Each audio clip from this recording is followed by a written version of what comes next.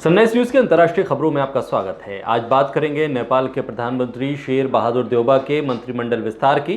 साथ ही आपको बताएंगे कि चीन के राष्ट्रपति शी जिनपिंग ने ताइवान को लेकर क्या कुछ संकल्प लिया है। बात होगी अमेरिका तालिबान की एक बार फिर होने वाली बातचीत की। साथ ही बताएंगे कि जापान और रूस के बीच किस द्वीप को लेकर एक बार फिर तनातनी शुरू हो गई है। तो शुरुआत करते हैं अंतर्राष्ट्रीय खबरों की। पदभार ग्रहण करने के 3 महीने बाद नेपाल के प्रधानमंत्री शेर बहादुर देउबा ने 5 दलों के सत्तारूढ़ गठबंधन सरकार के मंत्रिमंडल का विस्तार किया है और इस मंत्रिमंडल विस्तार के दौरान 17 मंत्रियों और 2 राज्य मंत्रियों ने शपथ ली है। इसी के साथ ही सरकार में अब मंत्रियों की संख्या 25 हो गई है, जिसमें 22 कैबिनेट और 3 राज्य मंत्री हैं। इससे पहले प्रधानमंत्री और 1 राज्य मंत्री समेत कैबिनेट में बस 6 ही सदस्य थे। नेपाल का संविधान मंत्रिमंडल में बस 25 मंत्रियों की ही अनुमति देता है। प्रधानमंत्री 5 दलीय सत्तारूढ़ गठबंधन के बीच सत्ता साझेदारी पर लंबी चर्चा के कारण अपने मंत्रिमंडल का विस्तार नहीं कर पाए थे। अब नवनियुक्त मंत्रियों ने राष्ट्रपति कार्यालय में पद और गोपनीयता की शपथ ली। इससे पहले प्रधानमंत्री ने राष्ट्रपति से इन्हें मंत्री बनाने की सिफारिश की थी। नेपाल की राष्ट्रपति विद्या देवी भंडारी ने नवनियुक्त कैबिनेट मंत्रियों को पद और गोपनीयता की शपथ दिलवाई, जबकि राष्ट्रपति की मौजूदगी में प्रधानमंत्री ने दोनों राज्य मंत्रियों को पद और गोपनीयता की शपथ दिलवाई। नेपाल सरकार में मंत्री पद के बंटवारे को लेकर सत्तारूढ़ गठबंधन के जो घटक दल हैं उसमें सहमति बनने के बाद ही ये नई नियुक्तियां संभव हो पाई हैं।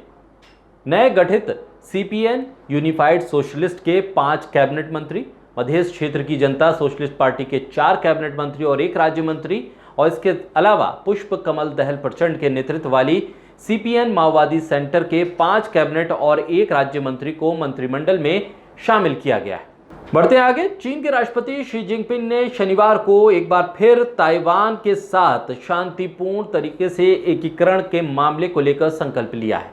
यानी एक बार फिर चीन ने ताइवान पर अपने अधिकार को जताया है। चीन में अंतिम शाही वंश को समाप्त कराने वाली क्रांति की 110वीं वर्षगांठ थी और इस मौके पर यह संकल्प लिया गया। बीजिंग में great hall of the people में बोलते हुए शी जिनपिंग ने कहा है कि चीन के साथ एकीकरण में सबसे बड़ी बाधा ताइवान स्वतंत्रता बल थे। उन्होंने कहा है कि जो लोग अपनी विरासत को भूल जाते हैं, अपनी मातृभूमि के साथ विश्वासघात करते हैं और देश को विभाजित करने की कोशिश करते हैं, उनका कभी भला नहीं होगा। चीन के राष्ट्रपति ने कहा है कि 1 कंट्री 2 सिस्टम पॉलिसी के तहत अब शांतिपूर्ण तरीके से ताइवान का एकीकरण चीन के साथ होता दिखना चाहिए। ये बिल्कुल हांगकांग में इस्तेमाल होने वाली पॉलिसी की तरह है और इस सिस्टम पर आमतौर पर ताइवान विरोध जताता रहा है। शी जिनपिंग का ये बयान ऐसे समय में आया है जब ताइवान जल डमरू मध्य में सैन्य तनाव बढ़ता जा रहा है। राष्ट्रपति ने कहा है कि ताइवान का मुद्दा चीन के आंतरिक मामलों में से एक है और इस वजह से उनका देश बाहर से की जाने वाले हस्तक्षेप को बर्दाश्त नहीं करेगा। इस वर्षगांठ के मौके पर अब ये संकल्प जब सामने आया है तो एक बार फिर चीन और अमेरिका के बीच तनाव की स्थिति बन सकती है। चीन और ताइवान के बीच जबरदस्त तनाव भी देखने को मिल रहा है। चीन लगातार लड़ाकू विमानों को ताइवान में भेजता रहा है। वहीं पास के जल क्षेत्र में अमेरिका और उसके सहयोगी सैन्य अभ्यास कर रहे हैं।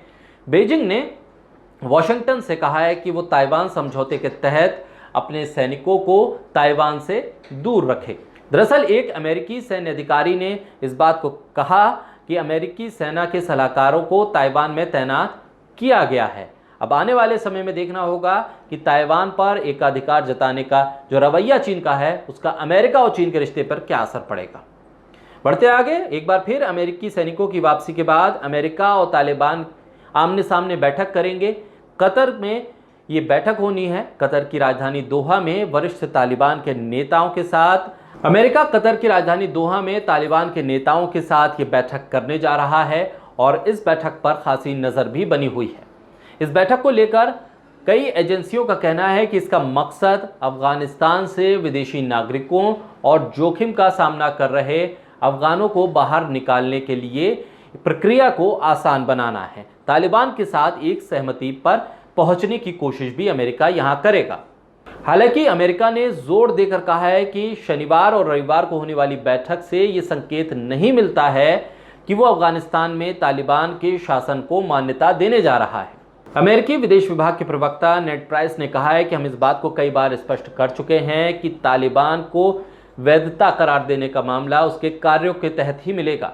ये बातचीत तालिबान नेताओं की उस प्रतिबद्धताओं पर ध्यान केंद्रित करेगी कि वो अमेरिकी और अन्य विदेशी नागरिकों को अफगानिस्तान छोड़ने की अनुमति देंगे। साथ ही अमेरिका के साथ काम करने वाले अफगानों को भी देश छोड़ने की इजाजत तालिबान देगा। विदेश विभाग के प्रवक्ता ने कहा है कि अमेरिका महिलाओं और लड़कियों के अधिकारों का पालन करने के लिए भी तालिबान पर इस बैठक के दौरान दबाव बनाना चाहता है। अफगानिस्तान में कई महिलाओं और लड़कियों को नौकरी और स्कूलों में लौटने से तालिबान ने रोका है और इस मुद्दे को भी अमेरिका इस बैठक के जरिए उठाएगा। चलिए अब बात जापान और रूस के बीच तनाव की। जापान और रूस के बीच दक्षिण कुरील द्वीप समूह को लेकर विवाद है।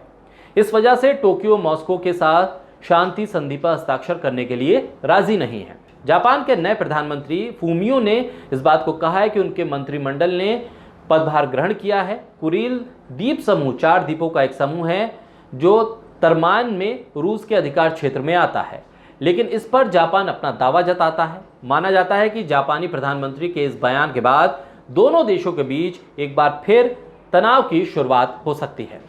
तो अंतर्राष्ट्रीय खबरों को लेकर आप अपने कमेंट जरूर हम तक पहुंचाइए। साथ ही हमारे YouTube चैनल सनराइज न्यूज़ को लाइक कीजिए, सब्सक्राइब कीजिए और कीजिए शेयर।